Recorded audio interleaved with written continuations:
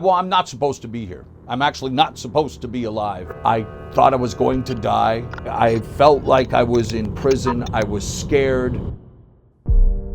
I was born in Abbotsford, British Columbia, Canada on December 21st, 1969. My parents, Elio and Duilia Ranallo, were immigrants from Italy who, of course, like so many millions of others, came to North America looking for a better life. And they put down roots on our 6-acre farm at a very young age. I knew that there was something a little different with me in terms of the way I reacted to people and sounds, and I became infatuated with television and radio. My father and I always had issues in terms of who I was and who he wanted me to be. My dad being your stereotype of the old school immigrant dad, working hard, getting your hands dirty. Life is tough, nothing is easy, nothing's gonna be given to you. I was the antithesis of that, and it caused a lot of problems between my father and I growing up. I was an artist. I was very ultra sensitive. I didn't like doing manual chores. And because of that, I became even more ultra shy, where I would lock myself in my room or being almost a mute at home. So in school, I was put in lockers, the kid that was bullied, the kid that was picked on, the kid who was made to feel stupid even though he got great marks. It was not a good time. It was a very depressing time. And thankfully, one friend that I was able to make was Michael John Jansen. We lived not too far away from each other and quickly discovered that we both shared a love of professional wrestling. You know, other kids would make fun of it or whatever, even though most of them were probably watching. I thought, wow, this guy gets it. We were over at each other's house every weekend doing our own wrestling matches.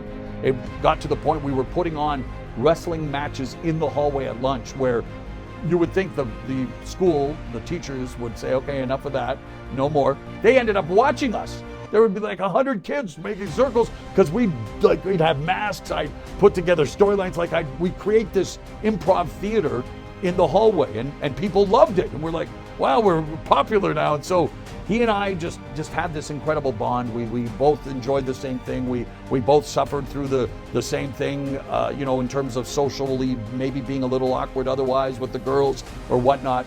So he became another member of my family. And when I was 16, my best friend and I, Michael John Jansen, went to the high school charity show after practice. The promoter, Al Tomko, was doing the ring announcing. He asked if any one of us had handled a microphone before, and Mike starts laughing, saying, well, Mauro's the biggest mouth in the school. He's an announcer. He loves this stuff. I end up announcing the rest of the show. At the end of the show, the promoter comes out of the back smiling, and he goes, what's your name, kid? And I said, Mauro Ranallo. He's like, I think I have some work for you. Are you able to come to the BCTV television studios the following Tuesday? Yes, for sure. Okay, great. See you then. I didn't quite understand what had just happened, but I had gone from being the shy, quirky class clown with dreams of being on television one day and working for All-Star Wrestling to all of a sudden having the promoter of All-Star Wrestling, Al Tomko, invite me to the BCTV television studios the following week. My friend Michael Jansen lost his mind, screaming, running down the hallway. Mauro's gonna be on TV, Mauro's gonna be on TV. I was just enthralled with what was happening, and I get goosebumps now. I was over the moon, and I thought, this is it. I'm gonna become a superstar. My lifelong dream is going to become a reality.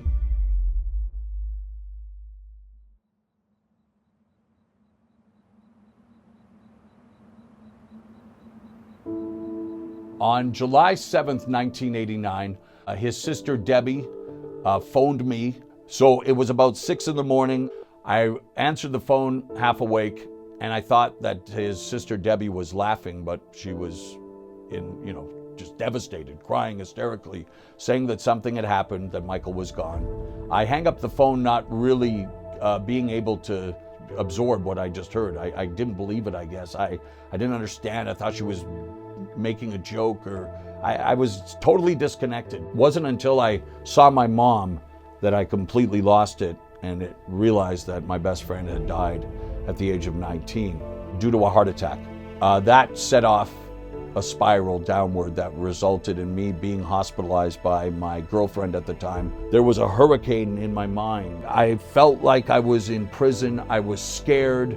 I thought I was going to die. and I was diagnosed with manic depressive disorder. They say that mental health issues is triggered by traumatic events, and it doesn't get more traumatic than losing your best friend at the age of 19. And it's not easy. It's not easy.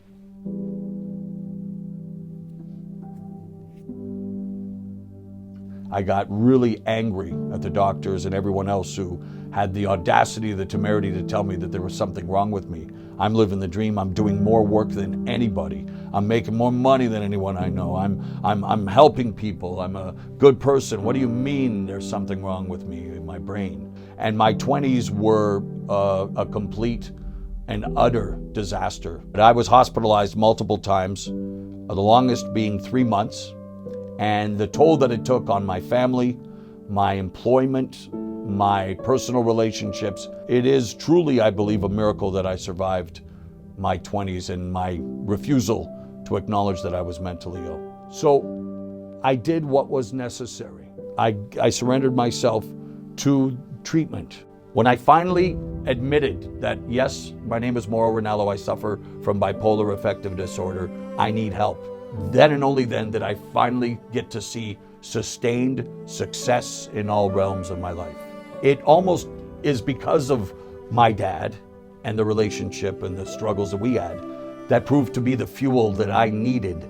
I continued to fight and proving to my dad that, hey, your son, A, is not only going to be okay, but B, I went on and, became the first broadcaster in network television history to call MMA, boxing, pro wrestling, and kickboxing on network TV. I've called the 2 biggest combat sports pay-per-views in history. That is why I want to share all of my story with people, is because you must never truly give up. And that's why pressure, the cliche says, will either burst pipes or create diamonds. Well, I've burst a lot of pipes and I'm still that proverbial diamond in the rough, I think. We're all in a fight. Every day is a fight. It's not always a negative thing, a fight. A fight, sometimes you're fighting for your voice to be heard. You're fighting for civil rights. All of us have a gift. Every single human being has a gift and a purpose in life. And for the large majority, fear is precluding them from pursuing their true path. People need people to tell them, you know what? It's going to be tough, but you can do it. People need to stop hearing, no, you're not good enough. No, you're not pretty enough. No, you're not smart enough. Fuck you.